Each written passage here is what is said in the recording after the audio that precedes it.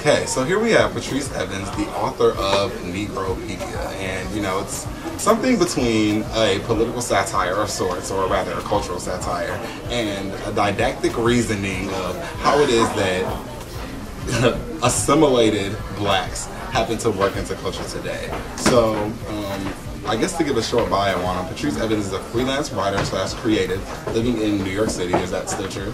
Still living in New York? Yes. Or have you moved? I still live in New York City. Okay. Cool. Well, he has written online for Grantland, Gawker, Deadspin, McSweeney's, OK Player, and the New York Times, amongst others.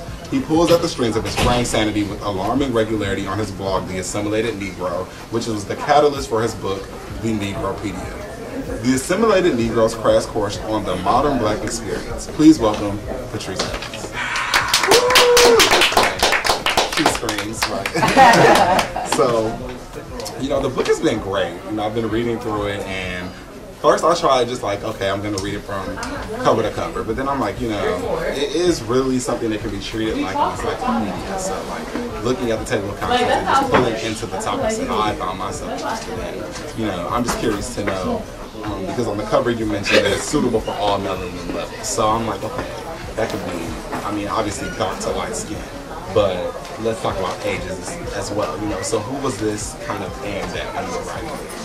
Well, the audience, it's interesting because, you know, it did come from the blog, and I think that's why it's more like bite-sized entries and you can jump around. There's not a strong like, narrative thread, but and I think the blog also led to not necessarily having a demographic for the book in mind. It was like just sort of situate yourself in this piece with, you know, the dude who hates ebony porn or is like demanding higher production values for ebony porn, and you know, and just how would he behave or be interviewed, and you know, so you just service the piece, service the bit, the vignette, and you know, hope people like it at the end.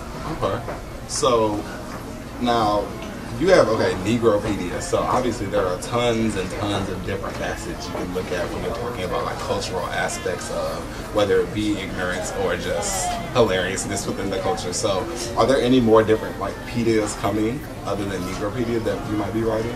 Yeah, when I've been talking about it, I've been saying, you know, I hope it's a bit of a gateway drug, you know, for other pedias or other, you know, I don't know, funny takes on culture and, you know, an individual's perspective in culture.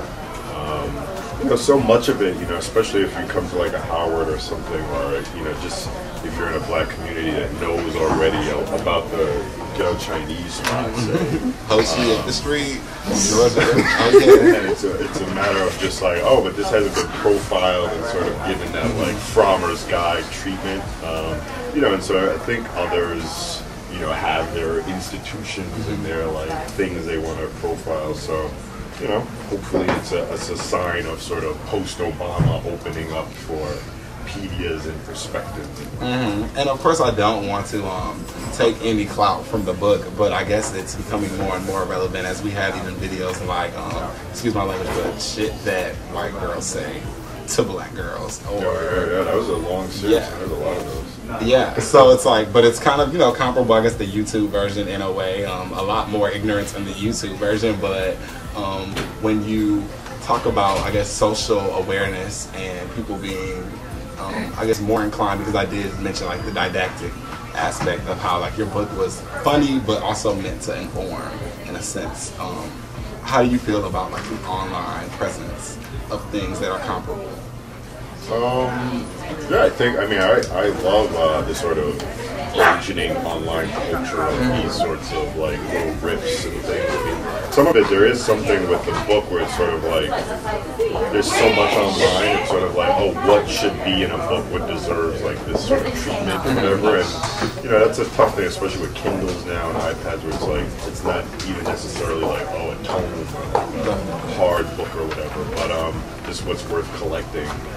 But yeah, I love the sort of, you know, influx of these little jokes and bits and stuff. And I was looking at the wall, and so I see Nigger by Dick Gregory. Are we watching our language with the video? I don't know. And so I did get a lot of... or real, I should. I got pushback with Negropedia, where it was like, oh, we don't know if the title is going to be like that controversial. It is like striking, but you do, you know, I think, you know, you forget that there are, you know, there's a book like Nigger out there, and, you know, other things. So, you know, I think the internet also opens that up, opens up this sort of censorship element, and sort of allows people to roam more with their language and ideas. Okay, so then let's talk about like a little bit of your past, because obviously have like the name, like you said, it is very eye-catching, but a lot of what goes into people picking up a book is also who wrote it. So let's talk a little bit more about Mr. Evans. So you were once in a hip-hop group called the Blue Room, and that stopped around 2006, I want to say. So what was kind of like the genre that was going on with that, and what stage in life were you presently at?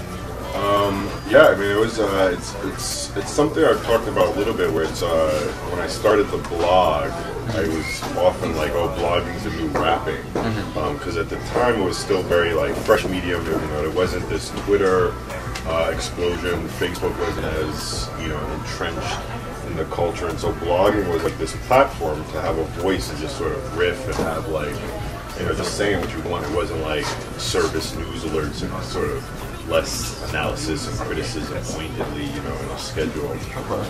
So blogging was really like something to segue from being on stage and performing. And at the time, it was really a tension with the group. It was like I wanted to do more vignettes on the stage. I was really tired of just standing on stage and rhyming and just, you know, this sort of couple MCs and a DJ experience. And I still think that's a thing in hip hop. You want to see more like creativity on the, you know, on the stage or whatever. But that's where it came from. It was like, oh, I want to add material to what we're doing with the songs and the performances, and so that's when I started doing bits, and that's when you test those out online, and the blog picked up steam. I started doing stuff for Gawker, and that sort of like pushed me into the media world, and sort of took off from there. Okay. And then now I work for Grantland, ESPN, and you know, I've sort of, you know, just had this journey in terms of becoming a writer, and you know, I think that's I imagine a constant journey. It's still going on for me, certainly, and yeah. So now, looking at this book, and being that you are as an African American, how much do you feel as though your perspective in the book has kind of leaked into the other things? Because you mentioned you work for Gawker, Grantland, ESPN. So, like, are they not at all related, or is, you know, when you are doing your job, do you give that? I guess you gave the example in your book of keeping it real. In those positions, are you also trying to portray this aspect through the same voice? Well, I think, you know, as the blog came along, the tan, the assimilated Negro, did become like a more specific persona. It's almost like maybe Colbert-esque, maybe Colbert meets Docs, maybe Chappelle while he's crazy. Okay. Sort of thing.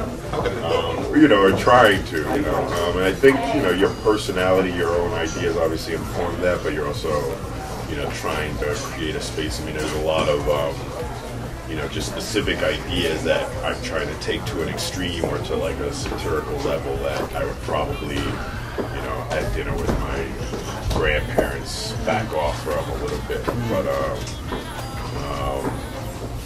But yeah, I mean, I think it's a mix. I think it's a mix of personal and, you know, trying to create a persona and a character. Almost like an MC thing there too, where you're trying to create a voice. Artistic presence of some sort. Okay. So now you mentioned the assimilated Negro. So like I guess your acronym for that is TANS. And just TAN, right? Okay. So with TAN, is that kind of like with it being tan, the word tan, is that supposed to be the you're tan? Right, yeah, I mean, I think it was like, you know, a sort of cutesy thing where it was just, where you get like a little tickle from it, where it's like, oh yeah, tan. You know, everyone's sort of tan in their way, and we're all getting more tan. Whether you're coming from light skinned to the middle, or you know, dark skin and lightening up, quote unquote. You know, so it's part of that mixing idea. You know, tan represents that, and so, you know, I like that in the acronym, but it is just a name ultimately. Okay, because I guess my next question is going to be like, how much do you like get into something like Steve Stout's The Tanning of America? And yeah, I mean, I do like, you just get something and it sort of embodies a bunch of ideas and themes, and then you can play with those, as you wish or whatever. I mean, there's also just something with assimilated Negro. I mean, it's almost like a cultural Rorschach test where sort of like people respond, like some people are like, Negro, what are you still using that word for? And some people think it's like retro and funny and assimilated. Some people think of it as like, white devil possession of your soul. Some people are just like, whatever. Okay.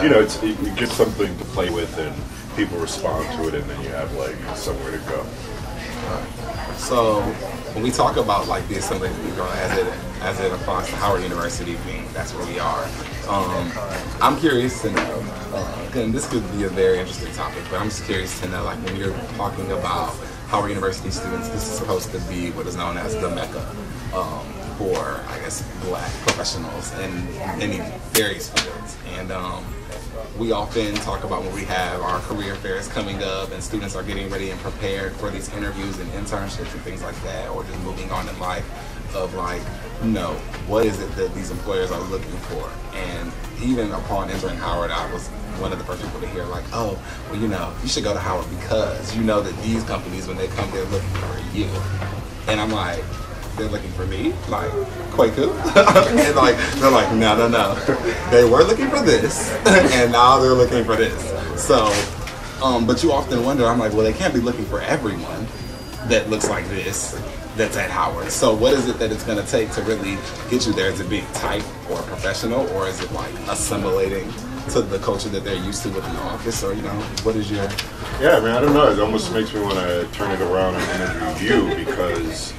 for me, when I thought about the assimilating, it was definitely for me. I went from South Bronx to Cho Rosemary Hall, which is a boarding prep school in Connecticut, and sort of very, white bread and like old money sort of school.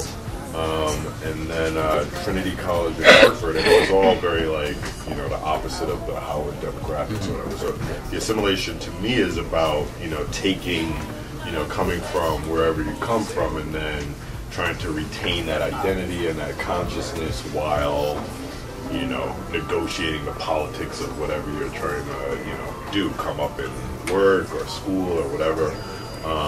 But Howard does, I think almost by, definition, change that sort of idea. So I don't know, it's almost like I'd be interested in how you look at assimilation and,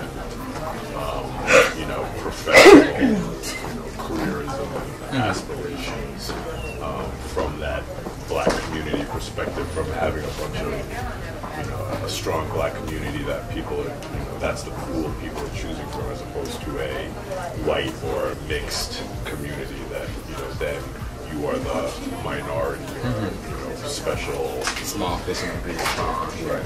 Okay, so now I'm curious to know, because I found it to be, even as you're explaining, like, your educational past, how ironic or how well received were you by like many of your readers initially? Because when you hear about different books like the Negropedia or Nigger, Incognito, or what have you, you would think that it might be written from the perspective of someone who has not potentially been assimilated to the culture, that it's something, I guess simply said that they haven't been assimilated. So, well, in the book, I definitely, try and take it from the different vantage points. So you have like before, having you can be an outsider looking in, so you can be like in the hood, like wondering about it, and there's sort of like humorous, like fantasy or whatever sort of thing there. And then there's the process when you go to school or start at a job and you got to move up and you got to start talking to your boss and like, censoring yourself or, changing your clothes or whatever it is and how that works. And then there's sort of, oh, I've gone through this process and now I'm looking back on it and figuring it out. So we try and take it from all those different vantage points and stages. And, there's just different little, little things that come up that we play with there. Okay.